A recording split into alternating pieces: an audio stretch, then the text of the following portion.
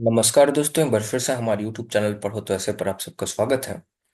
आज हम लोग इंडियन पॉलिटिकल थॉट में राजा राम मोहन रॉय के बारे में डिस्कस करने वाले हैं। मेरा नाम अभिषेक कुमार मिश्रा है। मैं 3 बार जेआरएफ क्वालिफाइड हूँ, इंस्ट्रक्टर हूँ यूएस में, पीएचडी स्कॉलर हूँ।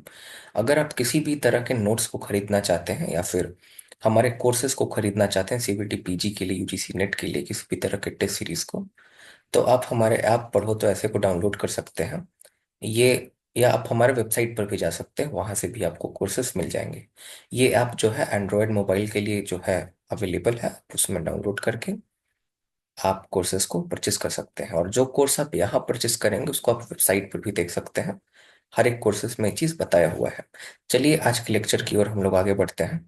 तो राजा राम मोहन रॉय जी जो है, इनको सबसे पहला मॉडर्न थिंकर माना जाता है हमारे इंडिया का। इनफैक्ट इनको फादर ऑफ इंडियन रेनेसा कहा जाता है। जैसे आप देखिएगा तो यूरोप में जो है पुनर्जागरण का शुरुआत हुआ था इटली से। उसी तरह से हमारे इंडिया में पुनर्जागरण का जो शुरुआत है, जो रेनेसा का शुरुआत है, उसको बंगाल से माना जाता है। आखिर रेनेसा होता क्या है, पुनर्जागरण होता क्या है? तो जितने भी आपके मेडिएवल सुपरस्टिशंस होते हैं, जितने भी अंधविश्वास थे जो कि हम लोग आपका मेडिएवल टाइम में फॉलो किया करते थे, उसके खिलाफ एक तरह से ये आपका मूवमेंट था, ये आपका आंदोलन था, जो कि इस सुपरस्टिशन के खिलाफ लड़ता था और हमें साइंटिफिक और रैशनल बनाता था। तो इसी तरह से बंगाल में इंडियन रेनेसा की शुरुआत हुई। और जो पायोनियर है इंडियन जो है रेनेसा के, वो राजा राम मोहन रॉय है। चलिए इनके बारे में डिस्कस करते हैं। इनका जन्म राधानगर में हुआ था, बंगाल में, 1772 में, 22 मई के दिन। जैसा मैंने आपको बोला कि इनको फादर ऑफ इंडियन रेनेसा कहा जाता है, इनको पायोनियर कहा जाता है मॉडर्न इंडियन पॉलिटिकल थॉट का, और फादर कहा जाता है आपका कॉन्स्टिट्यूशनल एजुटेशन का। इन्होंने सबसे पहली बार कॉन्स्टिट्यूशनल तरीके से अंग्रेजों से अपने अधिकारों को मांगना शुरू किया। ये अंग्रेजों को पत्र लिखा करते थे, पत्र लिखकर अपने कॉन्स्टिट्यूशनल राइट्स को मांगा करते थे। ये अंग्रेजों से freedom of speech and expression मांगा करते थे कि भारतीयों को भी स्वतंत्रता होनी चाहिए, वो भी अपनी बातों को रख सकें। ये स्वतंत्रता कम से कम उनको होनी चाहिए। ये वेस्टर्न एजुकेशन सिस्टम के एडवोकेट थे। ये चाहते थे कि संस्कृत के साथ और धर्म के साथ हमें जो है मॉडर्न साइंसेस का भी ज्ञान दिया जाए। केमिस्ट्री के बारे में, एस्ट्रोनॉमी के बारे में, फिजिक्स के बारे में, इन सब चीजों के बारे में भी हमें नॉलेज दिया जाए। इसके बारे में भी ये बात किया करते थे। अगर हम इनके बारे में बात करें तो ये एक पॉलीमैथ थे। पॉलीमैथ मतलब बहुत सारी चीजों में एक्सपर्ट थे। इनको बहुत सारा लैंग्वेज आता था। मल्टीलिंगुअल स्कॉलर थे। अगर आप देखिएगा तो इनको अरेबिक भी आता था, पर्शियन भी आता था, संस्कृत आता था, हिब्रू आता था। इनफैक्ट कुछ हद तक इन्होंने ग्रीक भी सीखने की कोशिश की थी। और इन्होंने सभी धर्मों का ज्ञान एक्वायर किया था। इन्होंने जो राष्ट्रियनिज्म के बारे में पढ़ा, जिसको पारसी धर्म हम कहते हैं, पूरे डिटेल में। इन्होंने इस्लाम को पूरे बेहतर तरीके से स्टडी किया। और जो कुरान को, उसको भी पढ़ा। हमारे वेदों को, उपनिषदों को पढ़ा, तमाम चीजों को पढ़ा। सभी धर्मों का ज्ञान था। इनफैक्ट ये जो है तिब्बत भी गया। तिब्बत में वहां पे बुद्धिज्म के बारे में भी इन्होंने काफी सारा नॉलेज गेन किया। जब इन्होंने सभी धर्मों को पढ़ा तो सभी धर्मों में उनको कुछ अच्छी चीजें जो है नजर आई। कुछ चीजें ऐसी थी सभी धर्मों में जो कि उनको पसंद नहीं थी। तो सभी धर्मों से बेहतर चीजों को, इनफैक्ट क्रिश्चियनिटी को भी उन्होंने स्टडी किया था। तो सभी धर्मों से जो बेहतर चीजें थी उनको ये जो है एक साथ लेकर आते हैं। इनफैक्ट ये जो है पॉलीथिज्म के बिल्कुल खिलाफ थे, और जो आइडल वर्शिप होता है उसके बिल्कुल खिलाफ थे। जब ये इस्लाम को स्टडी करते हैं तो उसके बाद ये इस कंक्लूजन पर आते हैं कि मूर्ति पूजा करना और बहुत सारे भगवानों की पूजा करना ये ठीक नहीं है, ऐसा इनका मानना था। तो ये इसीलिए मोनोथिज्म को प्रमोट करते हैं। इनफैक्ट कहते हैं कि हमें अपने वेदों से सीखना चाहिए, अपने उपनिषदों से सीखना चाहिए। क्योंकि अगर आप वेदों की बात करें, इनफैक्ट अगर आप ऋग वेद की बात करें, तो वहां भी आप देखिएगा कि वहां मोनोथिज्म की बात की गई है कि भगवान एक ही है, वही एक सुप्रीम गॉड है, ऐसा इनका मानना था। इनफैक्ट ऐसा है भी। अगर आप ऋग वेद में देखिएगा तो ऋग वेद में एक श्लोक भी आता है कि शुभम करोति कल्याणम आरोग्यम धन संपदा शत्रु बुद्धि विनाशाय दीप ज्योति नमस्तुते। ये आपका श्लोक है, ये ऋग्वेद का है। तो ये जो श्लोक है, शुभम करोति कल्याणम आरोग्यम धन संपदा शत्रु बुद्धि विनाशाय दीप ज्योतिर नमस्तुते। तो इसमें कहा जा रहा है कि हमारा शुभ करो, हमारा कल्याण करो, हमारा जो शत्रु जैसा बुद्धि है जो हमारा क्रोध है उसको नष्ट करो, और मैं उस दीप रूपी शक्ति को जो है प्रणाम करता हूँ। तो मतलब उसका कोई आकार नहीं है, वो एक निराकार ब्रह्म के बारे में बात किया जा रहा है। तो इन्होंने वेदाओं को जो है वेदों को स्टडी किया, और वेदों को उपनिषदों को स्टडी करके इन्होंने जो है मोनोथिज्म को प्रमोट किया। मोनोथिज्म को प्रमोट करने के लिए इनफैक्ट ये जो है आपका ब्रह्मो समाज की भी स्थापना करते हैं, और ब्रह्मो समाज जो है मोनोथिज्म पे ज्यादा जोर देता था। ये चीज आपको ध्यान में रखना है। साथ ही साथ ये आपका आइडियल वर्शिप के तो खिलाफ थे ही, साथ ही साथ जो इंसानों को भगवान बना के पूजा जाता है गुरुओं को, ये बिल्कुल इसके खिलाफ थे। प्रीस्टहुड के बिल्कुल खिलाफ थे। इनफैक्ट ये जब तिब्बत में स्टडी करने गए बुद्धिज्म के बारे में, तो आपको पता है कि वहां लामा को पूजा जाता है भगवान के जैसे, जैसे हमारे दलाई लामा है। तो उसी तरह से लामा का कॉन्सेप्ट है, दलाई लामा, वही लामा आप कह सकते हो उनको, राइट। तो इन्होंने बहुत क्रिटिसाइज किया कि तुम लोग जो है एक जिंदा व्यक्ति को पूछते हो, लिविंग एंटिटी को पूछते हो, लामा बनाकर भगवान बनाकर, बिल्कुल बुरी बात है, ऐसे इनका मानना था। तो इन पर बहुत ज्यादा जानलेवा हमला करने की भी कोशिश की गई, और इनको मारने की कोशिश की गई थी उस टाइम में तिब्बत में, बट ये भाग के निकल गया वहां से। इनका जो है बिल्कुल भी मन नहीं लगता था घर में रहने में। इनके पिता बहुत बड़े व्यक्ति थे, बहुत अमीर व्यक्ति थे, आप समझिए कि अपने टाउन के, अपने बंगाल के उस समय में one of the richest man आप मान के चलिए। इनके जो दादा थे ये भी बहुत बड़े पोस्ट में थे, जो है मुगलों के यहाँ। तो बहुत ही आपका बेहतर घर से थे। इनफैक्ट जब ये हिंदुइज्म को क्रिटिसाइज करना शुरू किए, बाकी धर्मों को क्रिटिसाइज करना शुरू किए, तो इनके माता पिता भी बिल्कुल भी इनसे खुश नहीं थे। इनकी जो माँ थी और इनके जो पिता थे, ये दोनों भगवान शिव और साथ ही साथ दुर्गा माँ के भक्त थे। क्योंकि आप देखिएगा तो बंगाल में वहाँ दुर्गा पूजा बहुत पॉपुलर है। तो जो बंगालीज होते हैं वो दुर्गा माँ के बहुत बड़े भक्त होते हैं।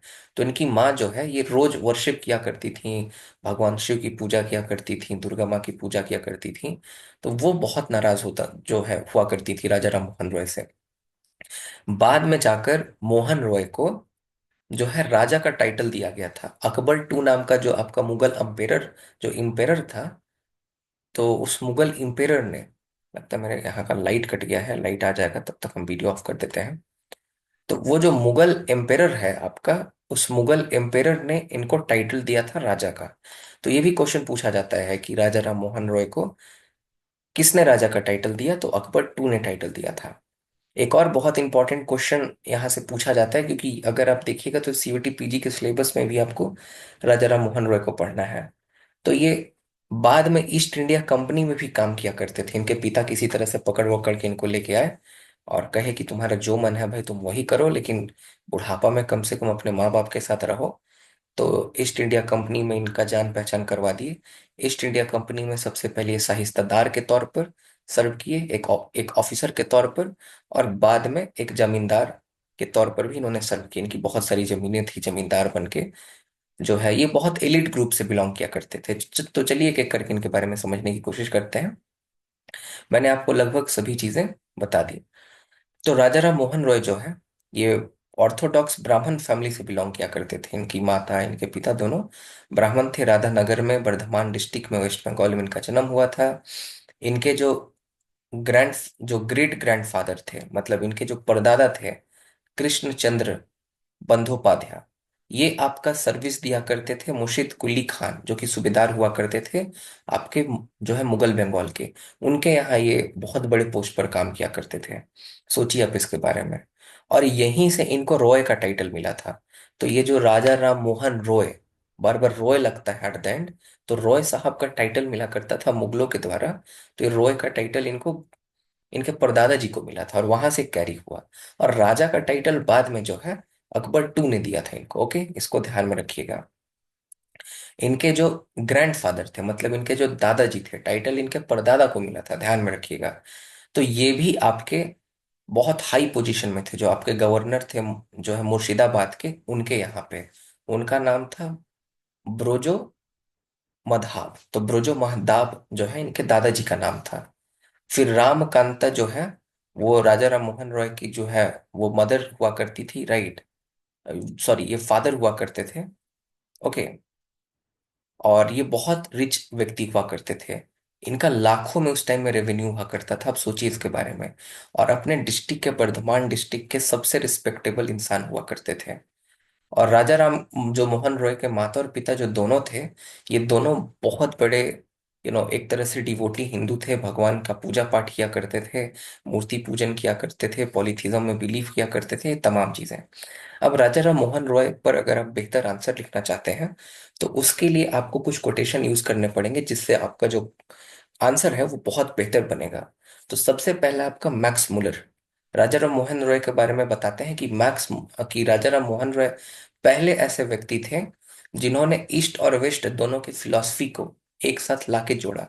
तो इन्होंने जो वेस्टर्न विचार था और जो ईस्टर्न विचार है, दोनों को एक साथ जोड़ने का काम किया, क्योंकि इन्होंने ब्रिटेन से शिक्षा जो है वो प्राप्त की थी। तो इनको वेस्टर्न जो है चीजें, उनका भी नॉलेज था, वेस्टर्न एडुकेशन का भी और इंडियन एडुकेशन का भी, मतलब दोनों नॉलेज इन्होंने प्राप्त किया था। तो इसीलिए इन्होंने एक कनेक्ट करने का, ईस्ट और वेस्ट दोनों को, पूर्व पश्चिम को कनेक्ट करने का एक काम किया। जो बी मजमूदार हैं, जो एक एक स्कॉलर हैं, ये कहते हैं कि ये फादर हैं मॉडर्न पॉलिटिकल मूवमेंट के। मॉडर्न पॉलिटिकल मूवमेंट किस लिए? क्योंकि इन्होंने freedom of speech and expression के बारे में बात किया। एक जूरी एक्ट आया था, उसके बारे में मैं आगे बताऊंगा, उसको इन्होंने अपोज किया। सती प्रथा को इन्होंने समाप्त कराने का काम किया। चाइल्ड मैरिज के खिलाफ ये खड़े हुए। ये जो है विडो मैरिज को सपोर्ट करते थे। ब्रह्मो समाज की स्थापना की इन्होंने। इन्होंने विमेन के प्रॉपर्टी राइट्स के लिए बात की। तो इन्होंने बहुत सारे ऐसे पॉलिटिकल मूवमेंट किए अपने लाइफ में, इसीलिए इनको father of modern political movement कहा जाता है। आप एक और बहुत बेहतर लाइन लिख सकते हैं, जैसे वेस्टर्न पॉलिटिकल थॉट में आपका एरिस्टोटल और प्लेटो का स्थान है, वो बहुत महान माने जाते हैं। उसी तरह से अगर आप इंडियन पॉलिटिकल थॉट की बात करें, मॉडर्न इंडियन पॉलिटिकल थॉट में, तो जिस तरह से एरिस्टोटल को वेस्टर्न पॉलिटिकल थॉट में का स्थान दिया जाता है, उसी तरह से मॉडर्न इंडियन पॉलिटिकल थॉट में राजा राम मोहन रॉय जी को स्थान दिया जाता है, उसी तरह की संज्ञा दी जाती है।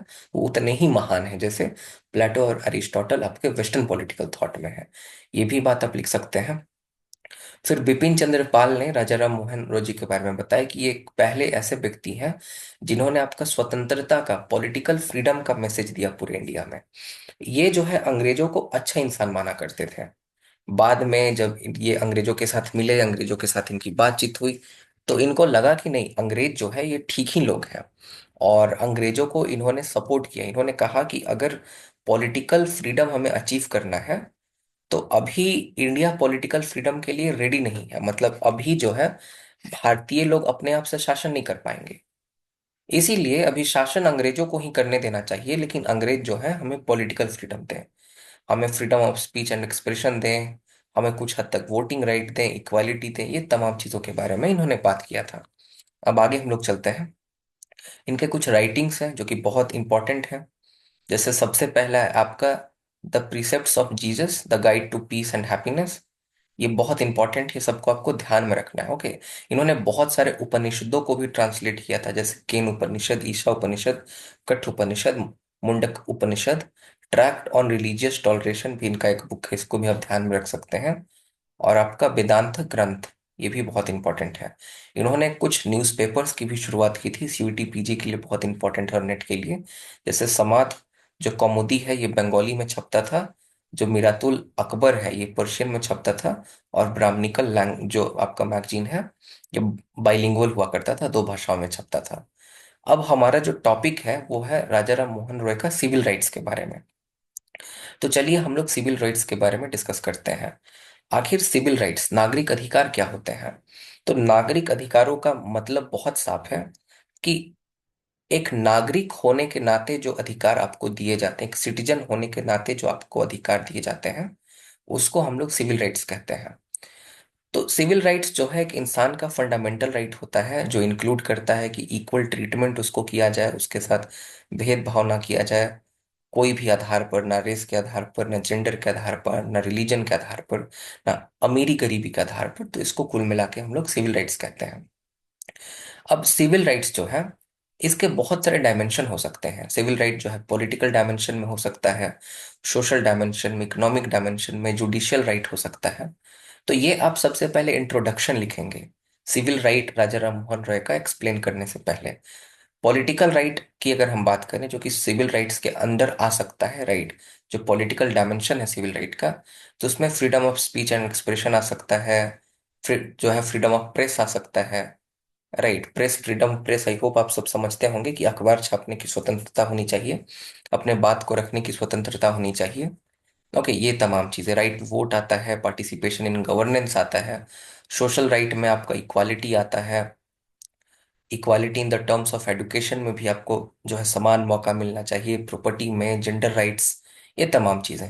इकोनॉमिक राइट्स में आपको फेयर वेजेस मिलने चाहिए, आप जितना काम करते हैं उसके हिसाब से आपको पैसे मिलने चाहिए, ये बहुत इंपॉर्टेंट है। एक्सप्लॉयटेशन आपका ना हो, आपका शोषण ना हो, साथ ही साथ आपको इक्वल इकोनॉमिक अपॉर्चुनिटी दिया जाए।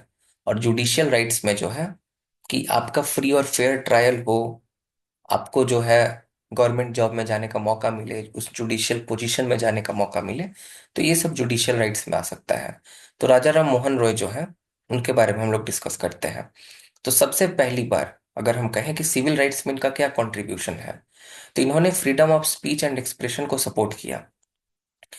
जो है इन्होंने फ्री प्रेस को सपोर्ट किया, कहा कि अखबार छापने की स्वतंत्रता मिलनी चाहिए, और ये बहुत इंपॉर्टेंट है जो है सुशासन के लिए, गुड गवर्नेंस के लिए। और इन्होंने बस ये बात नहीं कहा, इसको जो है धरातल पर उतारा भी, इसको प्रैक्टिकली भी इन्होंने देखा। और इन्होंने खुद समाज कौमुदी जो है बंगाली में छापा, जो है मिरातुल अकबर को पर्शियन में छापा, और इसके इन न्यूज़पेपर के माध्यम से जनता के बीच में जो है अवेयरनेस को, जागरूकता को जो है प्रमोट किया करते थे। बहुत इंपॉर्टेंट है, ओके, ध्यान में रखिएगा। एस एन बैनर्जी जो है, वो राजा राम मोहन रॉय को जो है वो जॉन मिल्टन से कंपेयर करते हैं। जॉन मिल्टन एक वेस्ट के थिंकर है, इनको सबसे बड़ा थिंकर माना जाता है और चैंपियन माना जाता है, जिन्होंने फ्रीडम ऑफ स्पीच जो है स्पीच एंड एक्सप्रेशन को प्रमोट किया था।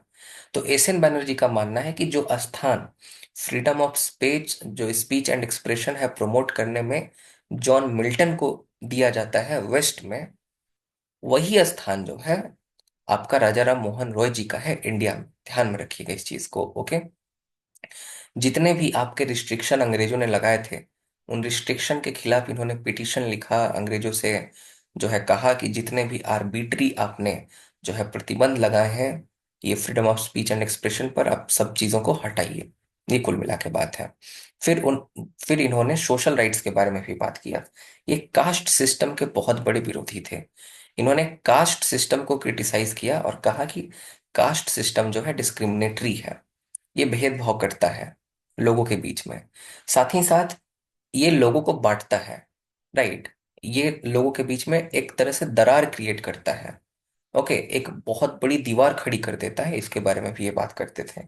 साथ ही साथ ये इंटरकास्ट मैरिज को सपोर्ट किया करते थे। इनफैक्ट जो ब्रह्मो समाज था इनका, ब्रह्मो समाज में बहुत सारे लोग जो है वो इंटरकास्ट मैरिज किया करते थे। इनफैक्ट आपको एक और थिंकर के बारे में पढ़ना है जिनका नाम है पंडिता रमाबाई।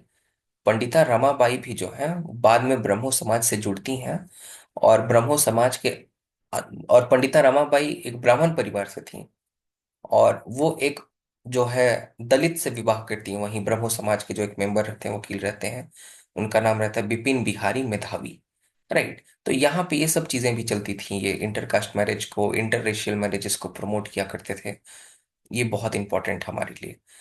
साथ ही साथ ये भी कहा करते थे कि मेरिट के बेसिस पर जो है सोशल स्टेटस मिलना चाहिए, ना कि जन्म के आधार पर। कोई किसी खानदान में जन्म ले लिया तो उसके हिसाब से उसको सोशल स्टेटस नहीं मिलना चाहिए बर्थ के आधार पर, बल्कि उसको सोशल स्टेटस या रिकॉग्निशन मिलना चाहिए उसके मेरिट के आधार पर।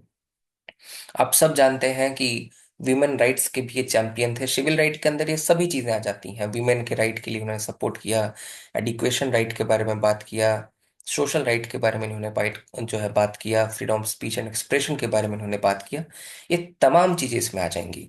विमेन राइट के बारे में आप जानते ही हैं कि इन्होंने सती प्रथा को जो है बैन करने का काम किया। राइट, बहुत बड़ा इनका योगदान रहा। जो लॉर्ड विलियम बेंटिक उस समय आपका गवर्नर जनरल इंडिया का हुआ करता था, उसने 1829 में सती प्रथा को बैन कर दिया, और राजा राम मोहन रॉय इसके लिए काफी ज्यादा आगे बढ़ चढ़कर विलियम बेंटिक के साथ मिलजुल कर काम किए थे। इसको ध्यान में रखना है।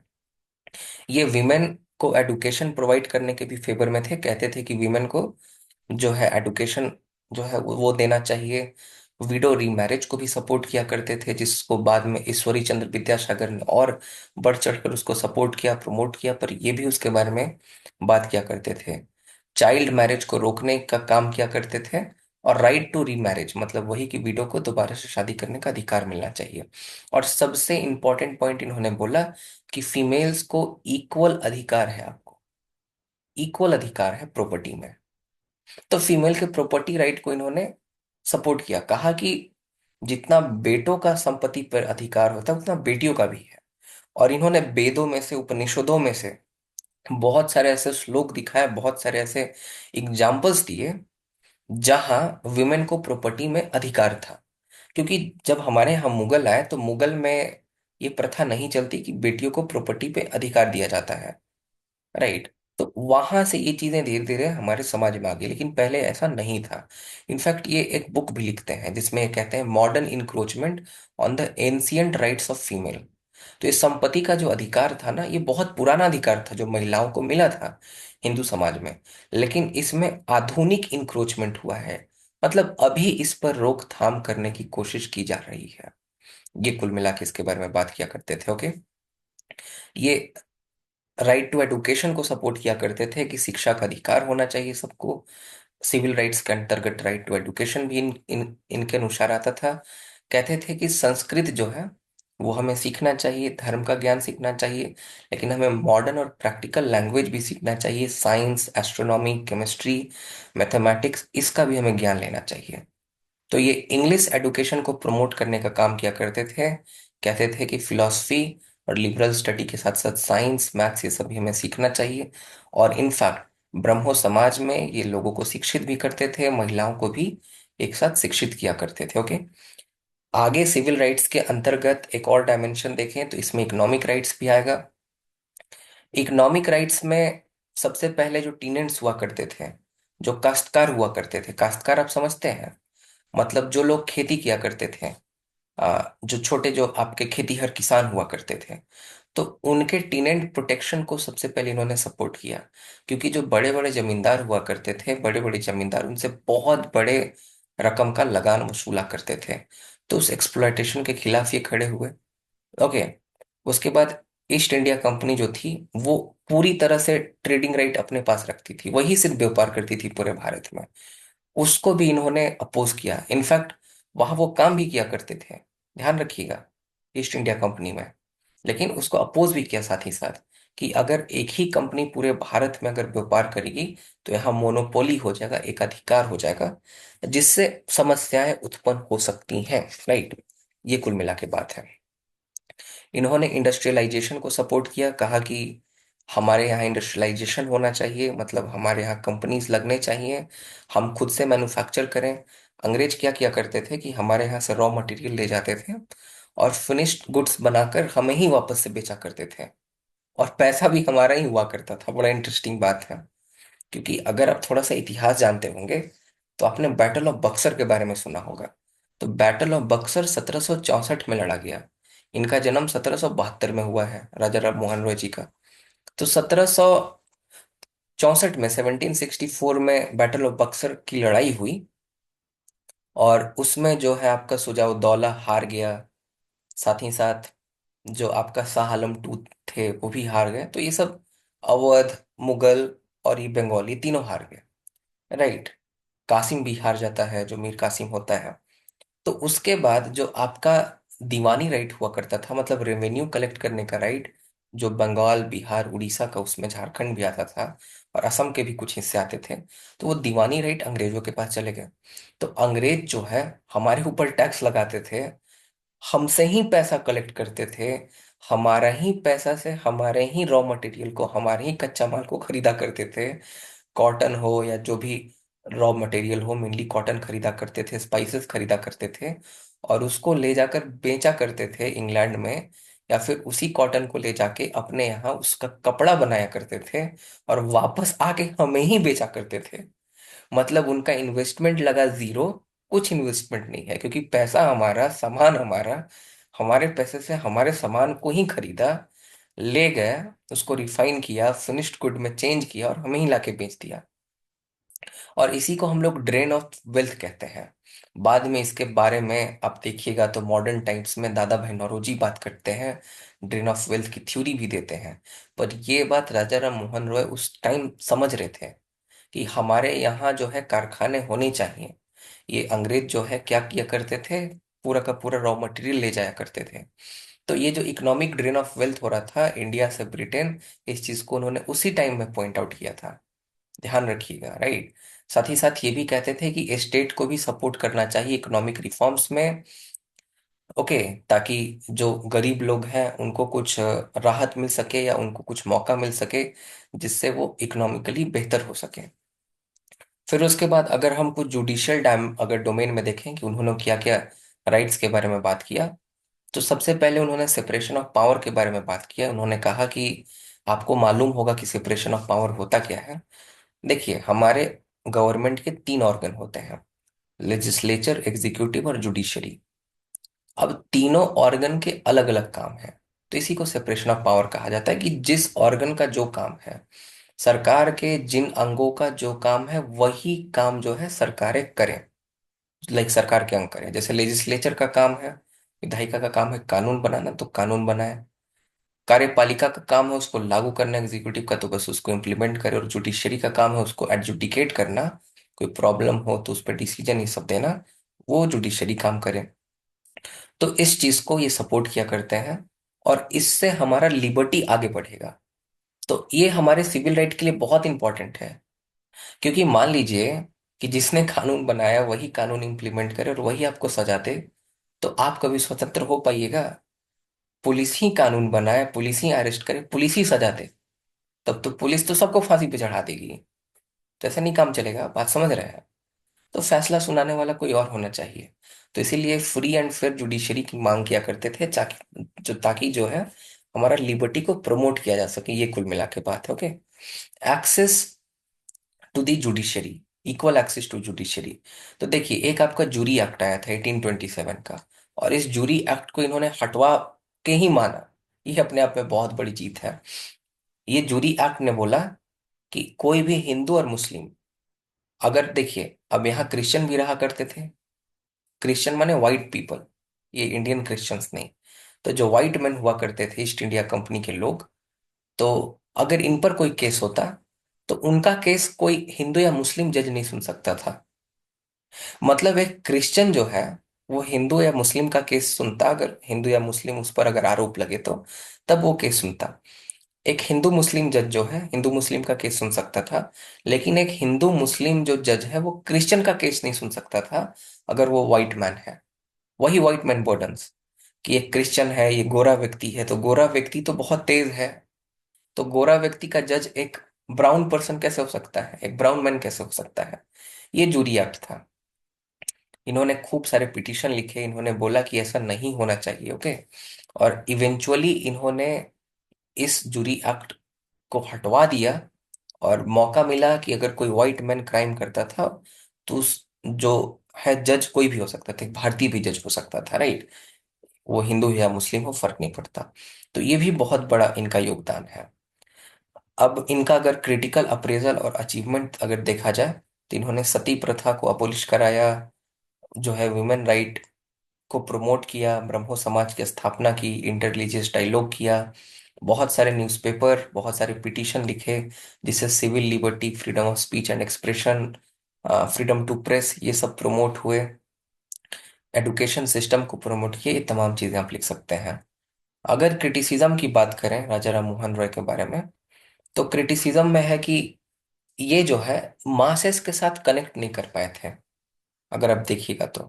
क्योंकि बहुत अमीर परिवार से बिलोंग किया करते थे, बहुत बड़े एडुकेटेड एलिट थे, तो इनके साथ जो आम लोग थे, जो एकदम नीचे तल की जनता थी, वो कभी कनेक्ट ही नहीं कर पाई। इनके ऊपर बहुत ज्यादा वेस्टर्न इन्फ्लुएंस था। बहुत सारे ऐसे लोग कहते हैं कि इन्होंने इंडियन आइडियोलॉजी को इग्नोर किया, और ये ब्रिटिश सिस्टम में बिलीव किया करते थे। ये जो है ब्रिटिश को बहुत ज्यादा ओवर सपोर्ट कर दिया करते थे, राइट। ये जो है पॉलिटिकल एक्टिविज्म नहीं किया करते थे, मतलब मास मूवमेंट नहीं किया करते थे, कोई आंदोलन, सड़क पर आना, ये सब काम नहीं किया करते थे। ये एक तरह से इनको कभी कभी कहा जाता है कि ये अंग्रेजों के चमचे थे, राइट, ऐसा करके। और ये भी कहा जाता है कि ये जो है एक तरह से क्रिश्चियनिटी को प्रमोट करना चाहते थे हिंदुस्तान में। अब अगर कुछ हद तक मैंने राजा राम मोहन रॉय के क्रिटिसिज्म को जितना पढ़ा जितना जाना, तो कुछ हद तक मैं बोलूंगा हाँ।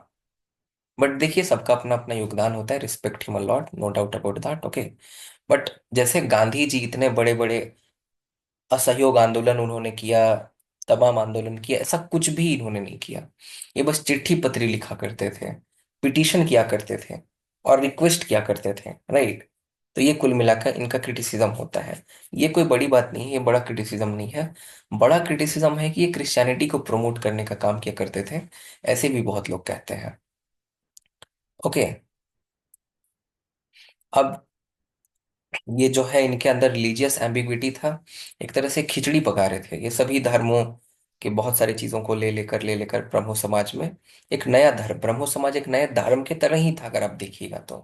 ओके, जो आर्य समाज ब्रह्मो समाज है, ये एक नए धर्म के जैसे ही है अगर आप देखिएगा सही से तो आइडियल वर्शिप जो है इसके खिलाफ थे। तो बहुत सारे जो है हिंदू लोग नाराज हुए। आइडियल वर्शिप मतलब मूर्ति पूजा के खिलाफ थे, पॉलीथिज्म के खिलाफ थे। तो ये कुल मिला के इनके क्रिटिसिज्म है, ओके। मतलब बहुत सारे लोग इनको पसंद नहीं करते थे, आलोचनाएं किया करते थे।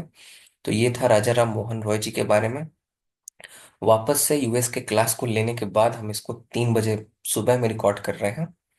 तो इसीलिए हो सकता है कि लाइक मुझे नींद आ रहा है आधा से ज्यादा, तो मैं स्लीपी महसूस कर रहा हूँ। बट आई होप मैं अपने तरफ से पूरा एफर्ट कर रहा हूँ, क्योंकि मुझे बिल्कुल टाइम नहीं रहता। उस हिसाब से मैं साल में 5 वीडियो भी ना अपलोड कर सकूं, तो मैं ओवर टाइम करने की कोशिश कर रहा हूँ। बट बदले में यही चाहूंगा कि आप लोग लाइक करें, सब्सक्राइब करें किसी भी तरह से। जल्दी से 1 लाख सब्सक्राइबर का हम लोग का एम है, हम लोग पहुंच जाए। और बस पढ़ते रहें विद पढ़ो तो ऐसे। बहुत बहुत धन्यवाद। आप सबका दिन शुभ हो। मतलब गुड नाइट, मेरे लिए तो गुड नाइट है अभी।